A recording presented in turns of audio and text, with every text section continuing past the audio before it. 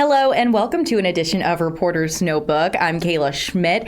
Today I am joined by Victoria Holmes. Victoria, how are you doing? I'm good. How are you? I am great. You excited for the holiday? I am. Yes, I'm going home the day after Christmas, so I'm excited for Christmas and for going home. So yeah. Oh yeah, and where's home? Dallas, Texas. Ooh. Yeah. Do you like the Cowboys? I do, but right now I'm more of a Dallas Mavericks fan. I love the Dallas Mavericks. I think they're so cool, and I grew up watching basketball with my dad with them. So, yeah. That's cute. Well, I'm a Jersey Giants girl, so let's just get to the story. Yeah.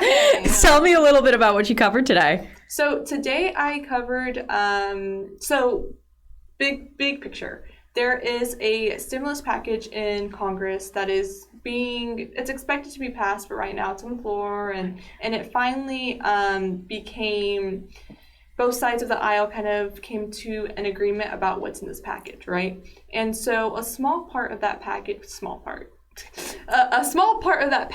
is a $25 billion rental assistance program. That's why I say small but laugh, because $25 billion is a lot of money, to me at least.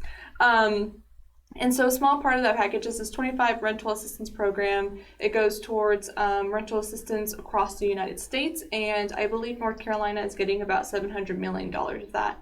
That's going to be distributed by state and local governments to help with rental assistance, with utilities, etc. And there's also a 1-month extension on the CDC's eviction moratorium. So the CDC had an eviction moratorium set until the end of this year. It got a 1-month extension, and I talked to an attorney who works for Legal Aid of North Carolina, and he deals with eviction cases, and we basically just talked about how this package, this assistance program, is going to look like in North Carolina, and flip side, not only for tenants, but also for landlords.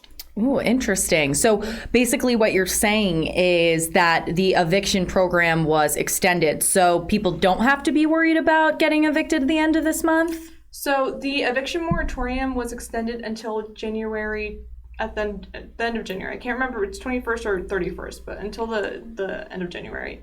The issue with this eviction moratorium, and I did a story on this earlier, about 2 months ago, because there's a lot of confusion about the eviction moratorium, the guidelines for the moratorium, and what it means. So the eviction moratorium, you still eventually will have to pay your rent. A lot of people think that it's a free pass for these few months, that we're in this pandemic. That means that you don't have to pay rent. No, eventually you're going to have to, those bills add up and you're going to have to pay your rent. That's one major issue that a lot of people are having questions about. Another major issue is that this eviction moratorium, it's very finicky. And so you have to pass certain standards in order to qualify for this moratorium in the first place. If there's an article and a full report that I did with the same attorney about the legalities of this eviction moratorium, but at the same time, it's only going to be in place for another month. It's good to go back and look at that, but then it's also better to look at to kind of make a plan for the future, and to look at how this stimulus plan can help you as a person, if you're a tenant struggling for trying to find a way to make rent. And also there's parts of this plan, that the stimulus package, that can help landlords, because I know that they're also feeling the pinch from this pandemic because people aren't paying their rent. Definitely. I didn't even think about the landlord side of things, but that landlords are also struggling during this pandemic as well. So, Victoria, our viewers can find your story at WNCT.com under the feature section, correct? Yes, in the online originals tab.